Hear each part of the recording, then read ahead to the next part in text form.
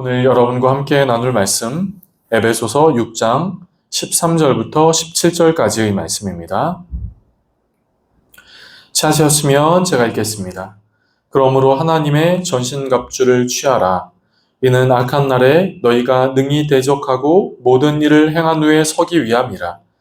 그런즉 서서 진리로 너희 허리띠를 띠고 의의 호심경을 붙이고 평안의 복음이 준비한 것으로 신을 신고 모든 것 위에 믿음의 방패를 가지고 이로써 능히 악한 자의 모든 불화살을 소멸하고 구원의 투구와 성령의 검 곧 하나님의 말씀을 가지라. 아멘. 우리는 에베소서 말씀을 연속적으로 살펴보고 있지요. 그리고 그 중에서도 에베소서의 결론 혹은 중심 메시지 중의 하나인 이 바울이 말을 하는 전신갑주에 대하여 함께 지난주 그리고 이번 주 함께 살펴보고 있습니다. 여러분, 전신갑주란 점점 악해져가는 이 땅 가운데 그리스도인으로 살아가기 위해서 가져도 되고 갖지 않아도 되는 것이 아니라 내가 그것을 내 안에 그것을 채우지 않아도 이렇게 생각하는 것이 아니라 악한 때를 살아가는 이 세상 가운데, 악한 때를 살아가는 우리의 삶 가운데 꼭 필요한 것, 승리하기 위해서 우리 안에 있어야 하는 것, 그것이 하나님의 전신갑주다 하는 것입니다. 여러분, 믿는다는 것은, 믿음의 길을 간다는 것은 믿는다라고 말하는 것으로 그치는 것이 아닙니다. 여러분, 믿는다 하는 것은 내가 믿는다 라고 말하는 것으로 그치는 것이 아니지요. 믿는다는 것은 그 믿는다는 것이 내 삶의 실제가 되는 것입니다. 내가 믿는다고 고백하는 그 말씀대로 삶을 사는 것, 그것을 말을 하는 것이죠. 비록 그렇게 살아가는 것이 완벽하지는 못하더라도 말씀을 쫓아가는 삶, 예수님의 모습을 닮아가는 것이 믿음의 삶인 것이죠. 그런데 문제는 믿는 대로 사는 삶에 제동이 걸린다는 겁니다. 나를 둘러싼 상황이나 환경, 내 컨디션이나 감정, 그런 것들이 믿음의 길을 걸어가고 믿음의 삶을 살아가는데 가끔씩 우리에게 다운되게, 때로는 처지게 만들 때가 있습니다.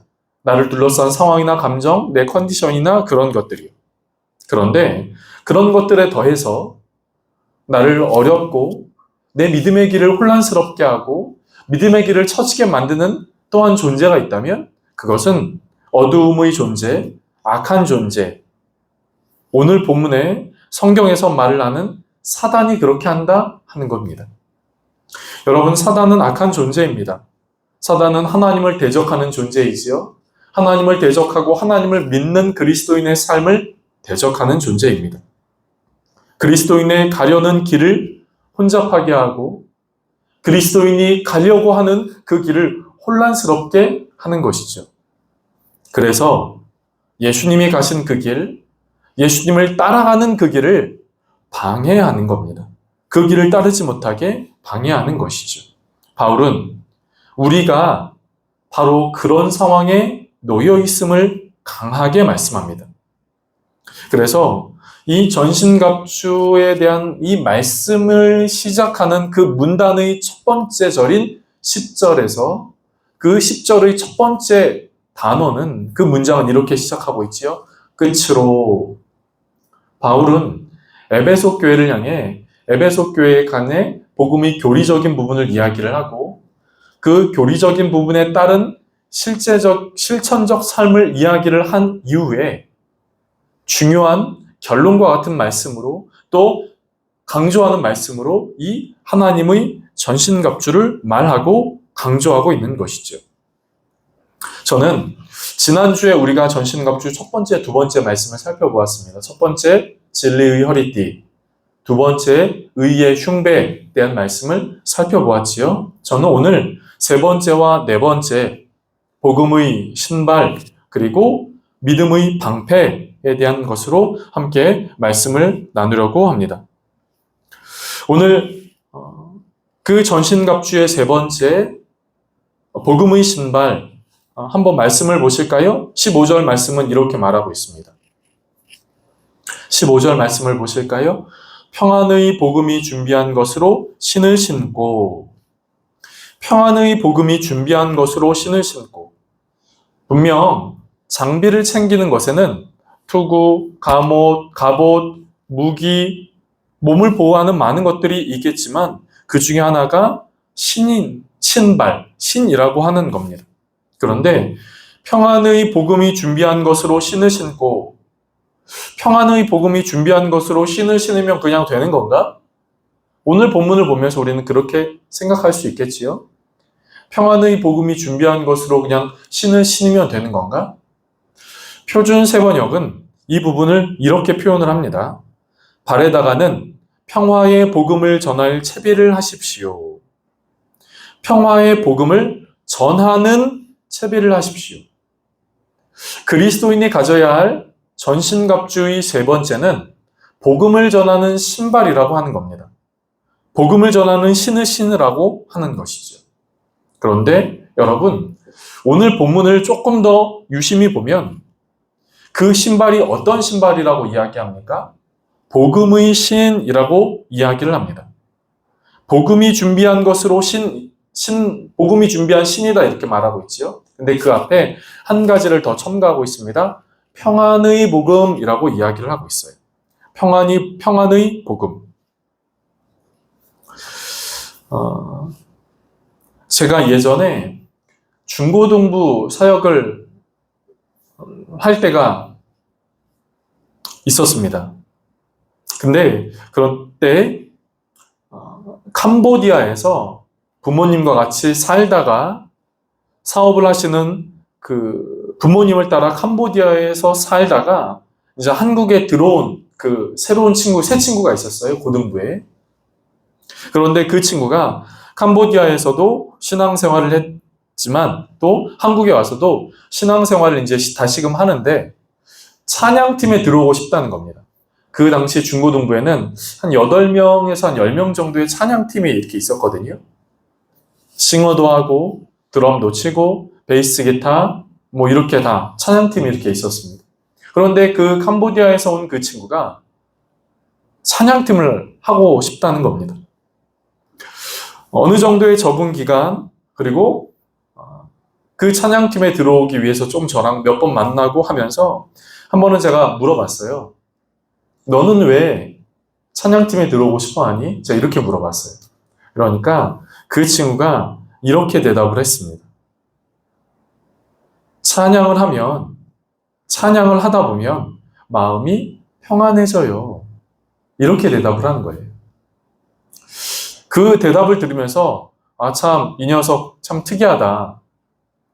그 당시 중고등부 아이들이 찬양팀을 들어오려고 하면 멋져 보이고 앞에 나와 서는 게 악기를 치는 게 멋져 보이고 혹은 친구를 따라 들어오는 게 일반적인 것이었는데 이 친구는 찬양을 하다 보면 마음이 평안해져요 라고 이야기를 하고 있더라고요. 벌써 이 이야기는 10년이 조금 넘는 벌써 그런 이야기입니다. 저는 이 친구의 이 이야기를 들으면서 이것이 복음의 능력이라 생각을 하게 되었습니다. 이것이 복음의 능력입니다. 여러분, 복음은 우리에게 평안을 줍니다. 복잡한 시대 속에서 혼란스러운 상황 앞에서 복음은 우리에게 평안을 주지요. 시끄럽고 다양한 문제 앞에서 그 사람의 마음을 지킬 수 있도록 해주는 것이죠. 평안을 주신다는 겁니다. 여러분, 그런데 여기서 말하는 그 평안이란 모든 것을 외면한 채 산속에 들어가서 문제를 회피하며 살아가는 그런 평안을 말하지 않습니다. 문제는 있습니다. 복잡한 상황은 있어요. 시끄러운 상황도 있습니다. 그런데 그 안에서 그 안에서 그것에 의하여 마음이 함몰되거나 중심 없이 이리저리 휘둘리지 않는 삶을 살게 한다는 것이죠. 그 안에서 마음을 지키고 중심을 지킬 수 있는 능력을 말합니다. 그것이 예수님이 말씀하신, 예수님이 주신 평안이라는 겁니다. 요한복음 14장에 이 평안이 잘 나오거든요. 요한복음 14장은 예수님이 십자가 사명을 향해 나아가는 그 장면을 보여줍니다. 그것을 배경으로 하고 있지요. 예수님은 이제 예루살렘에 오셨습니다. 십자가를 지러 오셨어요. 그리고 그곳에서 제자들의 발을 씻기십니다. 그리고 최후의 만찬이라 불리는 그 마지막 식사를 제자들과 함께 합니다. 제자들은 이제껏 모시던 스승님이 십자가를 진다고 하니 무엇인가 마음에 부담이 되고 두렵기도 하고 떨리기도 하지요. 이런 제자들에게 예수님은 이렇게 말씀하세요. 평안을 너희에게 끼치노니 곧 나의 평안을 너희에게 주노라. 내가 너희에게 주는 것은 세상이 주는 것과 같이 아니하니라. 두렵고 긴장되고 떨리고 또 스승님이 그렇게 십자가를 향해 가시면 우리에게 그동안 같이 계셨던 그 스승님이 계시지 않고 로마의 군사들은 우리를 어떻게 할 것인가 두렵고 긴장되고 떨리고 무거운 마음의 제자들을 향해 예수님은 나의 평안을 너희에게 준다라고 말씀을 하고 계시는 거죠. 내가 주는 평안은 세상이 너희를 흔들 수 없는, 세상 앞에 너희의 중심이 흔들리지 않는, 좌우로 이리저리 헤매이지 않는 그런 평안이다라고 말씀을 하시는 겁니다. 이 평안은 예수님이 십자가를 지시기 직전인 요한복음 16장의 마지막 절에도 부활하신 예수님이 제자들을 만났을 때에도 계속 반복하여서 하신 그 말씀이지요. 그 평안의 말씀입니다. 그렇다면 여러분 평안하십니까? 그렇다면 여러분은 평안하십니까? 우리를 둘러싼 복잡하고 시끄럽고 그런 상황 앞에 여러분은 평안하십니까? 예수님이 말씀하신 그 평안을 누리고 계세요? 마음을, 중심을 평안함으로 지키고 계십니까?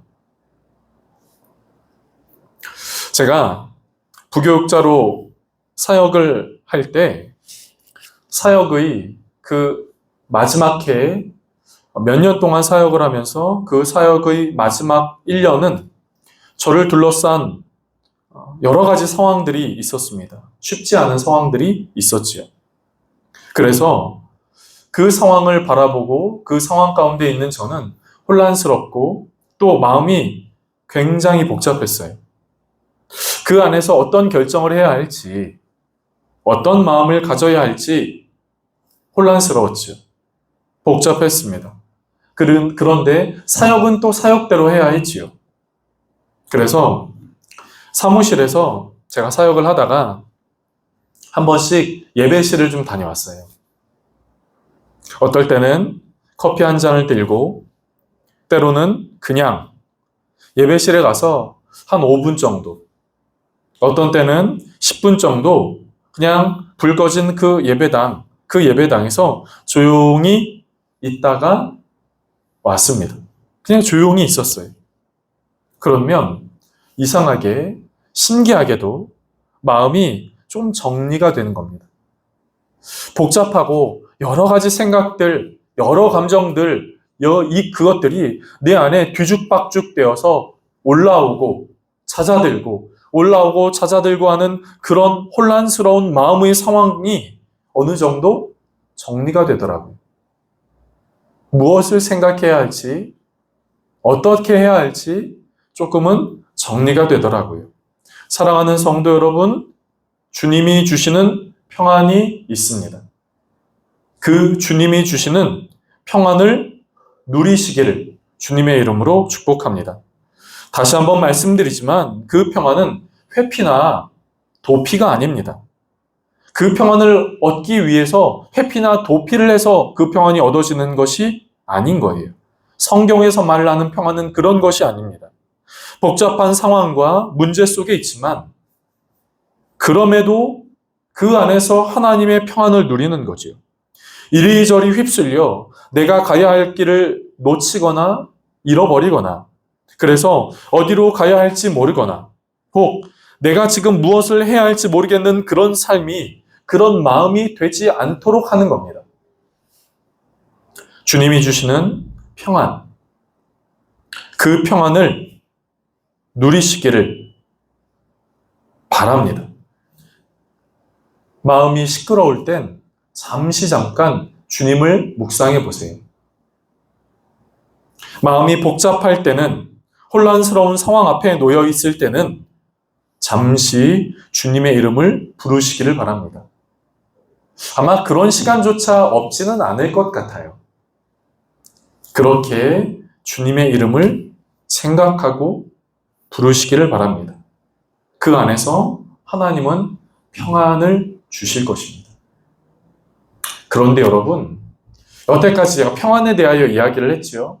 그런데 전신갑주와 평안의 복음의 신발과 평안 자체가 어떤 연관이 있습니까? 어떤 연관이 있기에 이렇게 긴 시간 동안 평안에 대하여 이야기를 할까요? 여러분, 우리가 이 세상 가운데, 이 땅 가운데 삶을 살아가며 이 땅 가운데 살아가면서 하나님의 진정한 평안을 누릴 때 세상은 우리의 그런 모습을 다르게 봅니다.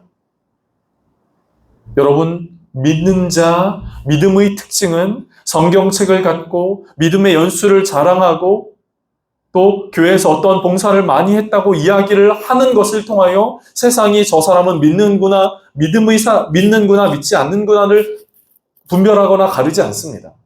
물론 그 앞에서는 그럴 수 있어요. 그러나 점점 시대가 흐를수록 교회를 다닌다고, 직분을 갖고 있다고, 어떤 봉사를 많은 시간 동안 했다고 그 사람이 진정 믿음의 사람이다 라고 말하는 것이 아닙니다. 복잡하고 힘들고 어려운 상황 가운데 나를 둘러싸고 우리를 둘러싼 복잡한 상황 가운데 우리의 마음의 중심을 지킨 그 모습이 이 시대에 하나님을 믿는 자의 모습이 된다 하는 것입니다. 세상은 그 모습을 보고 세상은 세상과 다른 이 세상의 사람들과는 다른 그 모습을 보는 것이지요. 이 세상의 평안을 어떻게 외치겠습니까? 예수님 믿으면 평안합니다. 예수님 믿으면 평안합니다. 예수님은 평안을 주십니다. 여러분, 이렇게 평안을 외칠 수도 있겠습니다만 그 평안을 누리는 삶, 그 평안을 내 마음에 간직하며 좌로나 우로나 흔들리지 않고 혼란스러운 상황 가운데 어디로 가야 할지 모르고 무엇을 해야 할지 모르는 상황 가운데 중심을 바로 지키며 평안의 모습을 보이는 그 삶이 이 시대와 다른 믿는 사람의 모습이요. 세상은 그 믿는 사람을 보는 것이요. 그 모습을 보고 성경에서 말하는 그 평안의 모습을 나도 갖고 싶다라고 그 사람들에게 메시지를 전하고 있는 것이죠. 그것이 평안의 복음을 전하는 신발을 신고 있는 사람과 같은 모습이다라고 하는 것입니다. 여러분, 우리는 분명 이 세상에 예수님이 말씀하신 그 복음을 외쳐야 합니다. 세상에는 마음 둘 곳이 없어 방황하는 사람들이 얼마나 많이 있습니까? 마음 둘 곳 없어 마음을 어디에 두어야 할지 몰라 흥청망청 하는 사람들이 얼마나 많이 있습니까? 이런 시대 앞에서 세상 어디에서 진정한 평안을 얻어야 하느냐고 묻는 사람들에게서 어디서 진정한 평안을 찾을 수 있느냐고 묻는 이 시대의 사람 앞에서 내가 하나님의 평안을 누리고 있음을 보여주는 것, 그것이 내 삶에 하나님의 평안을 누리고 있는 것을 보여주는 것, 그것이 이 시대에 말하고 있는 평안의 복음을 신은 신발을 가진 이의 모습이라고 하는 것입니다. 그것이 평안의 복음이 준비한 것으로 신을 신는 것이지요. 사랑하는 성도 여러분, 저와 여러분이 하나님의 평안을 가진 존재로 살게 되기를 축복합니다. 그래서 복잡하고 다양한 세상 속에서 그 복잡하고 다양한 세상 속과는 다른, 세상과는 구별된 모습으로 복음의 전달자, 복음의 일꾼의 모습 되어지는 귀한 은혜가 저와 여러분이 되어지기를 간절하게 원합니다. 제가 오늘 이 평안의 복음의 준비한 것으로의 그 평안의 복음의 신만 말씀을 전하고 오늘 좀 말씀을 정리하겠습니다. 사랑하는 성도 여러분, 우리는 복잡하고 다양한 세상 가운데 살아갑니다. 오늘 본문은 이 시대가 악한 시대다, 악한 시대를 살아간다 라고 말씀하고 있지요. 그 악한 시대를 살아가는 그때에 복잡하고 다양한 문제 앞에서 살아가는 이때에 우리를 향하여 닥쳐오는 다양하고 많은 상황 앞에서 사랑하는 성도 여러분, 그 마음으로 평안으로 여러분의 마음을, 저의 마음을 지키는 은혜가 있게 되어지기를 바랍니다. 바로 그 사람이 저 사람은 하나님을 믿으니 무엇인가 다르다라고 들을 수가 있는 것이죠. 그런 은혜가 또 한 주간을 살아가는 저와 여러분 가운데, 그리고 매일매일의 삶을 믿음으로 걷고 믿음의 길을 따라가는 저와 여러분의 삶 가운데 있게 되어지기를 주님의 이름으로 축복합니다. 기도하겠습니다. 좋으신 하나님, 이 때를 살아가는 우리에게 하나님의 전신갑주가 필요함을 보게 됩니다. 하나님, 오늘 평안의 복음의 신발에 대한 말씀을 함께 나누었습니다.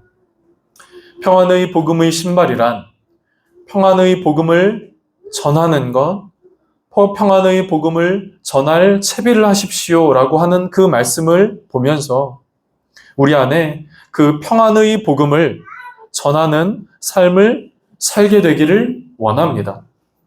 하나님이 주시는 평안은 이 복잡하고 다양한 세상 가운데 마음을 지킬 수 있는 것이요, 흔들리지 않을 수 있는 것이요, 굳고 뿌리 깊은 마음으로 설 수 있는 것임을 보게 됩니다.